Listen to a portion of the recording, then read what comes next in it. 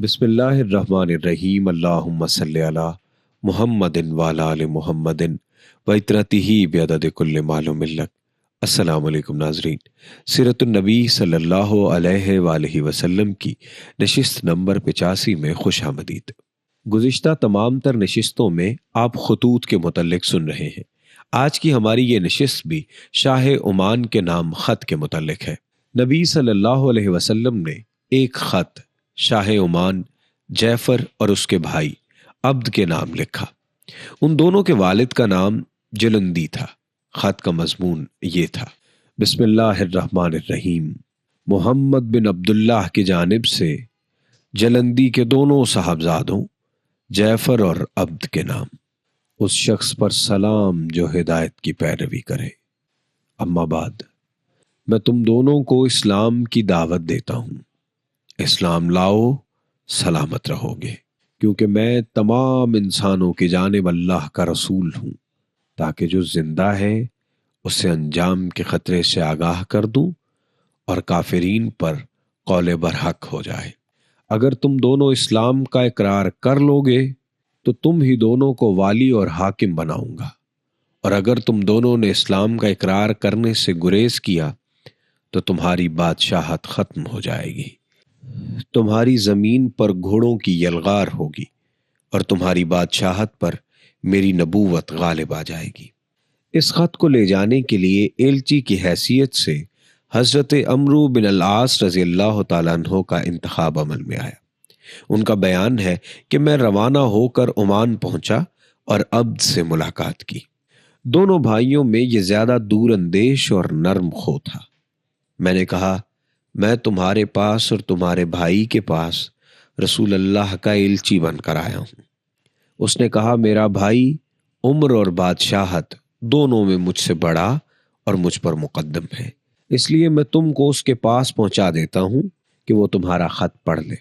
اس کے بعد اس نے کہا، اچھا تو تم دعوت کس بات کی دیتے ہو؟ میں نے کہا، ہم ایک اللہ کی طرف بلاتے ہیں جو تنہا ہے، جس کا کوئی شریک نہیں، اور ہم کہتے ہیں کہ اس کے علاوہ جس کی پوجا کی جاتی ہے اسے چھوڑ دو، اور یہ گواہی دو کہ محمد اللہ کے بندے اور رسول ہیں صلی اللہ علیہ وسلم۔ عبد نے کہا، اے عمرو، تم اپنی قوم کے سردار کے صاحبزادے ہو، بتاؤ تمہارے والد نے کیا کیا، کیونکہ ہمارے لیے اس کا طرز عمل لائق اتباع ہوگا۔ میں نے کہا، وہ تو محمد پر ایمان لائے بغیر وفات پا گئے صلی اللہ علیہ وسلم، لیکن مجھے حسرت ہے کہ کاش انہوں نے اسلام قبول کیا ہوتا اور آپ کی تصدیق کی ہوتی۔ میں خود بھی انہی کی رائے پر تھا، لیکن اللہ نے مجھے اسلام کی ہدایت دی۔ اب نے کہا، تم نے کب ان کی پیروی کی؟ میں نے کہا، ابھی جلد ہی۔ اس نے دریافت کیا، تم کس جگہ اسلام لائے؟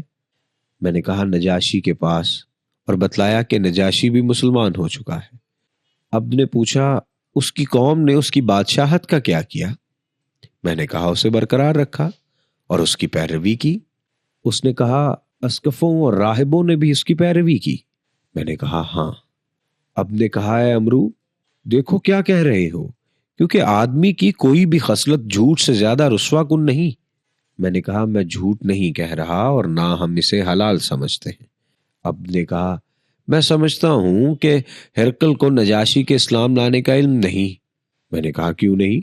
عبد نے کہا، تمہیں یہ بات کیسے معلوم؟ میں نے کہا، نجاشی ہرقل کو خراج ادا کیا کرتا تھا، لیکن جب اس نے اسلام قبول کیا اور محمد کی تصدیق کی صلی اللہ علیہ وسلم تو بولا، خدا کی قسم، اب اگر وہ مجھ سے 1 درہم بھی مانگے گا تو میں نہ دوں گا۔ اور جب اس کی اطلاع ہرقل کو ہوئی، اس کے بھائی یناک نے کہا، کیا تم اپنے غلام کو چھوڑ دو گے کہ وہ تمہیں خراج نہ دے اور تمہارے بجائے ایک دوسرے شخص کا نیا دین اختیار کر لے؟ ہرقل نے کہا، یہ ایک آدمی ہے جس نے ایک دین کو پسند کیا۔ ہرقل نے کہا، یہ ایک آدمی ہے جس نے ایک دین کو پسند کیا اور اسے اپنے لیے اختیار کر لیا، اب میں اس کا کیا کر سکتا ہوں؟ خدا کی قسم، اگر مجھے اپنی بادشاہت کی ہرس نہ ہوتی تو میں بھی وہی کرتا جو اس نے کیا ہے۔ عبد نے کہا، عمرو، دیکھو کیا کہہ رہے ہو؟ میں نے کہا، واللہ میں تم سے سچ کہہ رہا ہوں۔ عبد نے کہا، اچھا مجھے بتاؤ وہ کس بات کا حکم دیتے ہیں اور کس چیز سے منع کرتے ہیں؟ میں نے کہا اللہ کی اطاعت کا حکم دیتے ہیں اور اس کی نافرمانی سے منع کرتے ہیں، نیکی و صلہ رحمی کا حکم دیتے ہیں اور ظلم و زیادتی، زناکاری، شراب نوشی اور پتھر، بت اور صلیب کی عبادت سے منع کرتے ہیں۔ عبد نے کہا یہ کتنی اچھی بات ہے جس کی طرف بلاتے ہیں۔ اگر میرا بھائی بھی اس بات پر میری مطابقت کرتا تو ہم لوگ سوار ہو کر چل پڑتے، یہاں تک کہ محمد پر ایمان لاتے اور ان کی تصدیق کرتے صلی اللہ علیہ وسلم۔ لیکن میرا بھائی اپنی بادشاہت کا اس سے کہیں زیادہ حریص ہے کہ اسے چھوڑ کر کسی کا تابع فرمان بن جائے۔ میں نے کہا اگر وہ اسلام قبول کر لے تو رسول اللہ اس کی قوم پر اس کی بادشاہت برقرار رکھیں گے، البتہ ان کے مالداروں سے صدقہ لے کر فقیروں پر تقسیم کر دیں گے۔ عبد نے کہا یہ تو بڑی اچھی بات ہے، اچھا بتاؤ صدقہ کیا ہے؟ جواب میں نے مختلف اموال کے اندر رسول اللہ کے مقرر کیے ہوئے صدقات کی تفصیل بتائی۔ جب اونٹ کی باری آئی تو وہ بولا، اے امرو، ہمارے ان مویشیوں سے بھی صدقہ لیا جائے گا جو خود ہی درخت چر لیتے ہیں؟ میں نے کہا ہاں۔ عبد نے کہا واللہ میں نہیں سمجھتا کہ میری قوم اپنے ملک کی وسعت اور تعداد کی کثرت کے باوجود اس کو مان لے گی۔ حضرت عمرو بن عاص کا بیان ہے کہ میں اس کی ڈیوڑی میں چند دن ٹھہرا رہا۔ وہ اپنے بھائی کے پاس جا کر میری ساری باتیں بتاتا رہتا تھا۔ پھر ایک دن اس نے مجھے بلایا اور میں اندر داخل ہوا۔ چوبداروں نے میرے بازو پکڑ لیے۔ اس نے کہا چھوڑ دو، اور مجھے چھوڑ دیا گیا۔ میں نے بیٹھنا چاہا تو چوبداروں نے مجھے بیٹھنے نہ دیا۔ میں نے بادشاہ کی طرف دیکھا، اس نے کہا اپنی بات کہو۔ میں نے سر بمہر خط اس کے حوالے کر دیا۔ اس نے مہر توڑ کر خط پڑھا۔ جب پورا خط پڑھ چکا تو اپنے بھائی کے حوالے کر دیا۔ بھائی نے بھی اسی طرح پڑھا، مگر میں نے دیکھا کہ اس کا بھائی اس سے زیادہ نرم دل ہے۔ بادشاہ نے پوچھا مجھے بتاؤ قریش نے کیا روش اختیار کی ہے؟ میں نے کہا سب ان کے اطاعت گزار ہو گئے ہیں، کوئی دین سے رغبت کی بنا پر اور کوئی تلوار سے خوفزدہ ہو کر۔ بادشاہ نے پوچھا ان کے ساتھ کون لوگ ہیں؟ میں نے کہا سارے لوگ ہیں، انہوں نے اسلام کو برضا اور رغبت قبول کر لیا ہے اور اسے تمام دوسری چیزوں پر ترجیح دے دی ہے۔ انہیں اللہ کی ہدایت اور اپنی عقل کی رہنمائی سے یہ بات معلوم ہو گئی ہے کہ وہ گمراہ تھے۔ اب اس علاقے میں نہیں جانتا کہ تمہارے سوا کوئی اور باقی رہ گیا ہے، اور اگر تم نے اسلام قبول نہ کیا اور محمد کی پیروی نہ کی صلی اللہ علیہ وسلم تو سوار تمہیں روند ڈالیں گے اور تمہاری ہریالی کا صفایا کر دیں گے۔ اس لیے اسلام قبول کر لو، سلامت رہو گے، اور رسول اللہ تم کو تمہاری قوم کا حکمران بھی بنا دیں گے۔ تم پر نہ سوار داخل ہوں گے نہ پیادے۔ بادشاہ نے کہا مجھے آج چھوڑ دو اور کل پھر آؤ۔ اس کے بعد میں اس کے بھائی کے پاس واپس گیا۔ اس نے کہا امرو، مجھے امید ہے کہ اگر بادشاہت کی ہرس غالب نہ آئی تو وہ اسلام قبول کر لے گا۔ دوسرے دن پھر بادشاہ کے پاس گیا، لیکن اس نے اجازت دینے سے انکار کر دیا۔ اس لیے میں اس کے بھائی کے پاس واپس آ گیا اور بتلایا کہ بادشاہ تک میری رسائی نہ ہو سکی۔ بھائی نے مجھے اس کے یہاں پہنچا دیا۔ اس نے کہا میں نے تمہاری دعوت پر غور کیا۔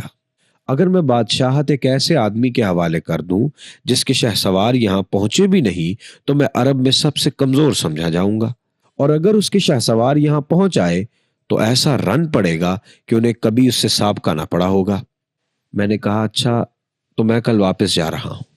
جب اسے میری واپسی کا یقین ہو گیا تو اس نے بھائی سے خلوت میں بات کی اور بولا یہ پیغمبر جن پر غالب آ چکا ہے ان کے مقابل ہماری کوئی حیثیت نہیں، اور اس نے جس کسی کے پاس بھی پیغام بھیجا ہے اس نے دعوت قبول کر لی ہے۔